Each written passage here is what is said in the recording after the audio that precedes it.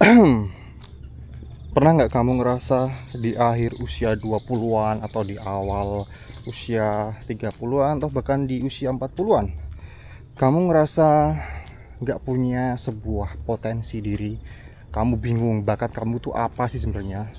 Karena selama ini kamu hanya hidup berdasarkan rutinitas dari jam 9 sampai jam 5 di kantor. Dan itu sebuah pekerjaan yang ya setiap hari kayak gitu. Kamu jadi bingung sebenarnya kelebihan kamu itu apa gitu. Kelebihan kamu yang selama ini pengen kamu cari itu kayak rasanya gak pernah kamu miliki. Kalau kamu memiliki keresahan yang sama, aku juga punya keresahan yang sama dulu, tapi sekarang aku udah mulai sedikit menemukan apa yang ku mau dalam hidup, apa kelebihanku, apa potensi diriku yang dulu aku nggak pernah kayak notice. Dan ceritanya panjang. Sebelumnya selamat pagi, selamat datang kembali di ritual jalan pagi bersamaku. Kali ini kita akan memulai dengan rute yang berbeda ya. Mungkin bukan rute yang berbeda sih, aku pernah mencoba rute ini. Ini adalah kali kedua aku mencoba rute ini. Mungkin kamu yang kemarin ikut aku di hari ke-21 atau ke-22 gitu ya, kamu udah familiar dengan rute ini. Sebelumnya kita akan memulai Caminante Ritual. Sebelum aku bercerita tentang bagaimana aku menemukan potensi diriku, bagaimana aku menemukan apa yang aku mau selama puluhan tahun lah, bisa dibilang puluhan tahun, sejak remaja sampai usiaku di awal 30-an. Itu aku nggak tahu aku sebenarnya pengen jadi apa. Kita mulai dulu ritual Caminante. Jadi kalau kamu baru menemani jalan pagi bersamaku, kita tuh punya sebuah ritual yang harus dilakukan setiap pagi, yaitu melihat jam. Jadi sekarang pukul 7.52, kelihatan nggak ya? 2 Februari 2026. Dan selamat hari Senin, hari yang dimana orang-orang membenci hari ini karena setelah Sabtu Minggu libur. Kembali ke realita lagi. Kembali ke rutinitas biasanya. Kembali ke rutinitas yang beberapa orang mungkin tidak benar-benar menikmati rutinitas tersebut. Karena aku juga pernah berada di bagian rutinitas tersebut. Oke, kita mulai cerita dari bagaimana aku menemukan potensi diri ya. Kita sambil ngobrol pagi-pagi, jalan pagi, menikmati perbukitan. Lihat bukit yang udah dipenuhi bunga-bunga. Dulu bukit ini adalah bukit yang ditambang oleh perusahaan swasta, diambil tanahnya untuk proyek bandara. Sekarang ditinggalkan, sekarang sudah dipenuhi dengan bunga-bunga. Mungkin kalau itu aman, aku pengen coba naik ke atas melihat sunset, mungkin melihat sunrise dari atas. Tapi sepanjang yang aku tahu dari sekeliling ini, aku belum menemukan kayak pijakan tanah yang pas gitu loh. Kita melihat matahari pagi hari sambil jalan pagi, suatu aktivitas yang ringan, hanya jalan pagi, tapi memberikan manfaat yang luar biasa besar. Aku udah ngalamin sendiri. Jadi kita ngobrol sambil jalan pagi kali ini. Oke, kita mulai dari mana ya? Oh, potensi diri di usia 30-an ya. Kebanyakan orang itu nggak bisa menemukan apa yang dia mau karena banyak faktor lah. Faktor mungkin karena udah berkarir di suatu tempat dan udah bertahun-tahun. Kalau misalnya orang-orang itu menikmati karirnya, kemudian ibaratnya tuh tiap dia bekerja di tempat itu dia merasa level up atau merasa ada perkembangan dalam diri, itu bagus, itu keren. Faktanya banyak juga orang yang kayak gitu. Jadi mereka bisa menemukan apa yang dia mau ketika mereka masuk di pekerjaan. Ketika mereka menemukan passionnya ketika mereka di pekerjaan itu. Awalnya mungkin ketika di usia belasan, usia awal 20-an, mereka nggak ngerti passion mereka apa. Tapi setelah mereka bekerja dan mereka enjoy menikmatinya, hari Senin itu rasanya bukan seperti sebuah neraka. Mereka menikmati dan mendapatkan passion dari situ. Tapi mayoritas, aku pun sendiri juga sebagai orang yang pernah kerja di korporat juga, aku nggak menemukan itu gitu loh. Aku nggak menemukan apa yang ku mau, passionku tuh nggak hanya demi apa ya, buat pengalaman aja gitu. Dan kebanyakan yang aku kenal itu lebih ke yang kedua gitu. Mereka tidak menemukan passion dalam pekerjaannya. Kebanyakan orang yang aku kenal ya, aku nggak mengatakan terus kemudian semua orang kayak gitu, nggak juga gitu ya. Ada juga orang yang aku bilang yang pertama tadi. Nah, lantas bagaimana aku bisa menemukan potensi tersebut, kelebihan tersebut? Sebenarnya bukan menemukan sih, tapi lebih ke memanggil kembali potensi tersebut.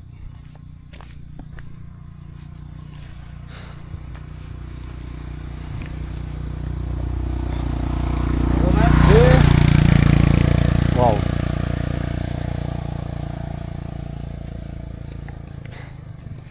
Kalau kamu pernah nemenin aku cerita jalan pagi bersama, kamu pasti tahu lah kalau aku dulu ketika remaja, ketika usia 20-an, itu selalu pengen mengikuti jejak kedua kakakku, menjadi seorang pegawai kantoran, menjadi ASN, menjadi pegawai negeri. Karena memang kedua orang tuaku juga pegawai negeri. Semua keluarga aku pegawai negeri, cuman aku doang yang enggak. Dan sangat wajar lah kalau misalnya aku ingin juga gitu ya, jadi mewujudkan keinginan menjadi seorang keluarga ASN, keluarga yang punya NIP gitu. Wow, lihat. Look at this. Wow.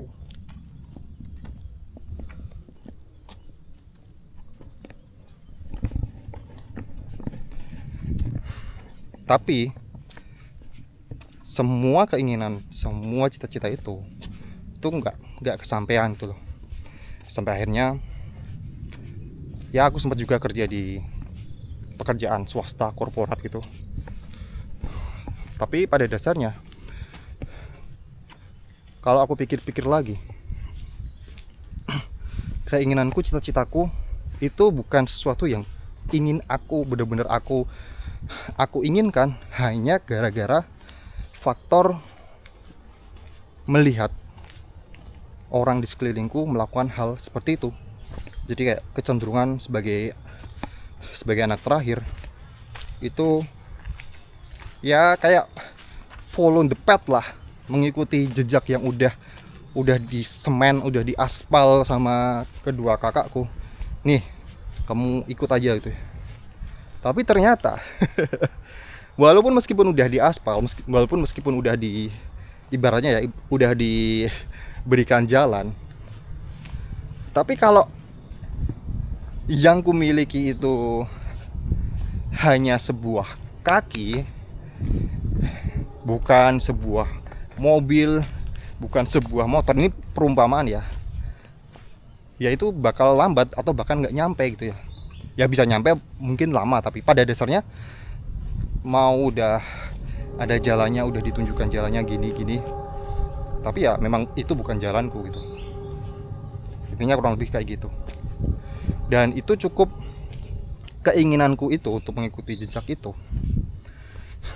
itu mengubur sebenarnya potensi diriku yang ya sebenarnya udah ada sejak aku kecil, sejak masa kanak-kanak. Nah ini menarik, ini mulai menarik nih. Kamu mungkin udah pernah dengar, ini nanjak ya, jadi kalau misalnya aku ngos-ngosan, kamu harus memaklumi itu. Wow, lihat nanjakan. This is the real cardio, bener-bener tantangan. Wow.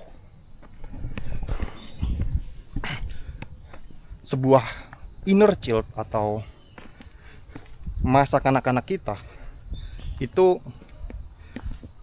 kadang kita menganggap sepele, tapi kalau kamu udah di faseku, ternyata aku tuh jadi kayak di usiaku sekarang kayak, oh pantes dulu aku gini gitu. Akan aku ceritakan. Jadi ketika aku kecil, ketika aku SD, TK, SD gitu ya, SMP itu udah mulai logikanya udah jalan, udah mulai melihat kedua kakakku. Dan pokoknya ketika SD lah, di bawah usia 13,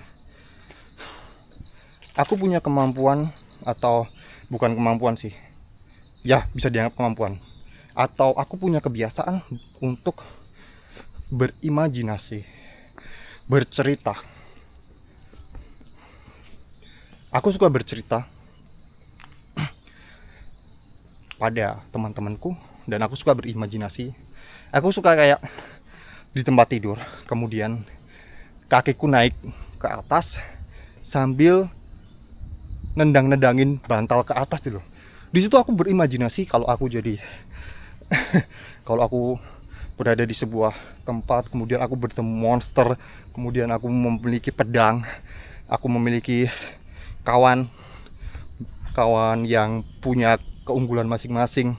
Ada yang punya panah, ada temanku yang setengah monyet setengah manusia. Itu bener-bener imajinasiku dulu seperti itu.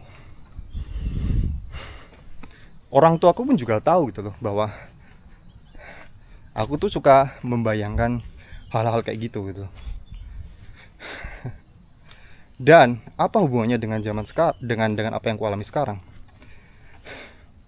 Dalam dunia media sosial, YouTube, di internet, bukan berarti kemudian aku ngarang cerita atau apa gitu ya, tapi lebih ke storytelling. Bagaimana membuat sebuah cerita. Ternyata itu sesuatu yang memang aku tekuni sejak kecil, sehingga ketika aku dewasa, aku punya banyak banget bahan cerita. Aku bisa menyusun itu dan bisa menyampaikan itu pada dirimu sekarang gitu.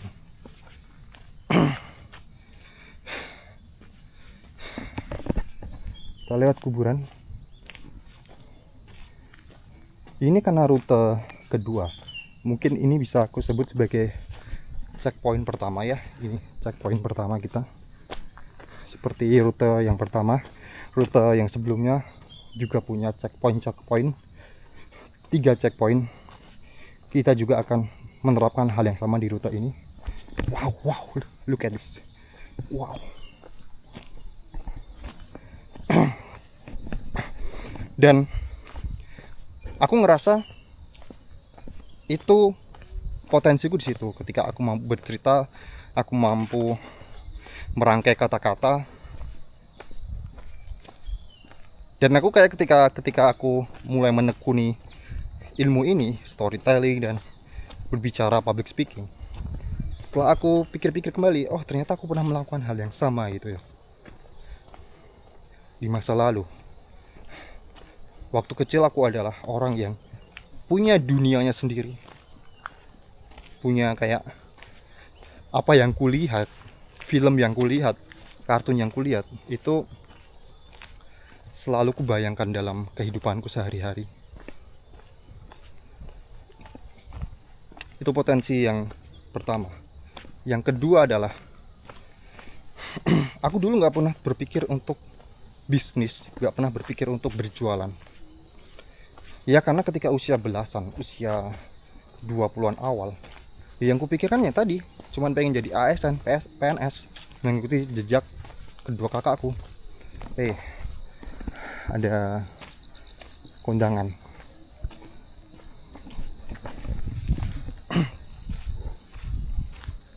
Tapi setelah pada akhirnya aku pun mentok dengan karir tersebut, atau ibaratnya itu aku udah mencoba 3 kali menjadi PNS tapi gagal semua, dan akhirnya aku mengambil jalanku sendiri untuk berbisnis kecil-kecilan, mulai dari dropshipping, kemudian menjual jasa, berjualan digital produk, berjualan coaching. Tapi setelah aku berpikir kalau misalnya aku tuh memulai hal baru, tapi sebenarnya itu bukan sebuah hal yang baru. Wah, ada kondangan. Pak. Acara kan. Mana nih? Mau ke Benteng jalan-jalan. Oh iya, iya. Wow. Mas.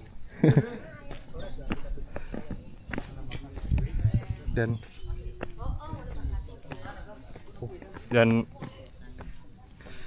sampai mana tadi? Oh ya, ini nanjak coy.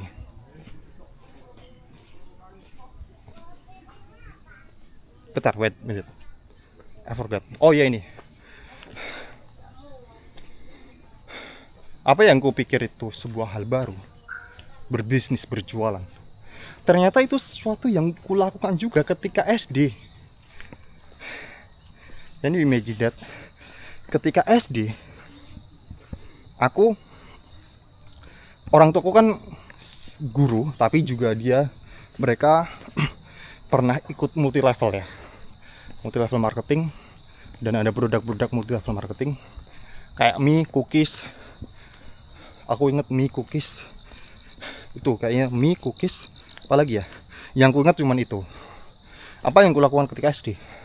Aku menjual produk MLM yang itu harganya di atas harga produk konvensional, dan itu laku. Aku jualan mie, aku jualan cookies. Belum lagi dulu aku ketika SMP pernah, kan aku punya komputer ya, aku pernah sewakan itu ke tetangga sekitar. Jadi kayak sebenarnya jiwa entrepreneurshipku, jiwa bisnisku itu udah ada sejak kecil. Cuman kemudian itu ketutup gara-gara ya aku salah memilih jalan gitu loh. Bahkan bisa dibilang gini ya, kedua kakakku yang aku jadikan panutan itu seingatku mereka tidak pernah sama sekali kayak punya pengalaman dalam berbisnis atau berjualan. Hanya aku doang gitu ya. Jadi kalau misalnya aku pun jadi kayak menghibur diriku sendiri gitu. Kalau misalnya aku berbeda dibandingkan kakak aku, ya memang berbeda gitu. Karena sejak kecil pun aku yang punya jiwa entrepreneurship gitu. Sedangkan mereka memang, kedua kakakku itu memang tipikal siswa yang pinter banget, cerdas banget. Mereka berprestasi. Aku pun sebenarnya itu sejak sekolah pun sebenarnya ada tanda-tanda bahwa aku nggak akan bisa mengikuti jejak mereka juga, karena ketika sekolah pun aku nggak sepintar mereka. Kesibukanku ya mungkin waktu sekolah dulu ya kayak gitu, jualan kecil-kecilan, jualan produk MLM orang tuaku. Aku ingat dulu jualan mie kremes. Terus kemudian jualan cookies. Jadi kayak cookies dalam satu wadah itu. Aku jualan di plastik-plastikin. Berapa ya dulu ya? Murah kok kayaknya dulu tuh. Jadi kalau beli satu kan mahal ya. Terus kemudian dijual plastik-plastik sama teman-temanku. Terus jualan, terus nyewain PC 1 jam 1.500. Ada pernah kejadian dulu ketika ketika ada customerku tetanggaku yang dia tuh kecelek, loh kok tutup gitu loh, padahal dia mau main game gitu. Aku tuh sampai ngejar customer itu, karena waktu itu tutup. Kenapa ya tutup kalau nggak salah cuman nggak denger aja kalau ada orang yang kayak totok mau masuk gitu, mau main game. Aku kejar customer itu secina itu, aku maunya segigih itu dulu. Aku cuman mengejar uang 1.500. Anjak coy. Ya itu. Jadi kalau misalnya sekarang aku mulai ngulik lagi dunia bisnis, entrepreneurship, jualan produk, affiliate, itu sesuatu yang kulakukan dulu gitu loh. Bukan hal baru sebenarnya. Cuman dulu memang pernah tertutup 15 tahun, potensi itu tertutup. Dan mungkin ini yang kamu rasakan juga. Kalau kamu merasa selama ini mungkin kamu bingung potensi kamu apa. Kalau kamu melihat dari pengalamanku, coba lihat ketika di masa kecil, aktivitas apa yang membuat dirimu itu lupa waktu. Seperti halnya aku dulu ketika bercerita, ketika aku mendongeng, itu aku benar-benar lupa waktu.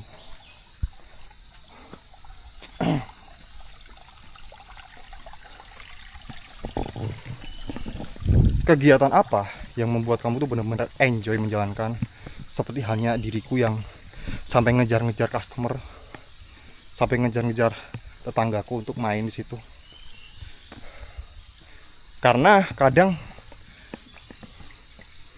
apa yang kita kerjakan, apa yang kita kerjakan di masa lalu itu akhirnya bisa menjadi sebuah bibit bahwa ternyata aku berbakat di sini, aku punya potensi di sini. Banyak sekali orang-orang yang ngalamin hal yang kayak gitu juga. Yang paling terkenal itu adalah Vera Wang, seorang desainer kelas dunia. Dan kamu tahu, dia juga pernah mengalami kebingungan dalam karirnya. Dia tuh sebenarnya mau ngapain sih? Aku tuh sebenarnya di dunia itu mau ngapain sih? Kayak nggak punya purpose, nggak punya tujuan hidup. Tapi akhirnya dia menemukan apa yang dia inginkan ketika usia 40 tahun. Bayangin. Dan apa yang dia sukai yaitu merancang busana. Dan kamu tahu, sepanjang dia di usia, katakanlah lulus kuliah 20-an lah ya, 20 sampai 40, dia pernah menjadi seorang atlet. Dia pengen menjadi seorang atlet. Terus dia masuk ke sebuah, wow,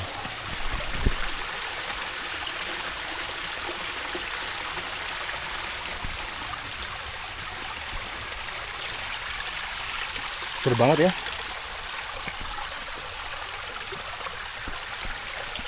Dia pernah masuk ke sebuah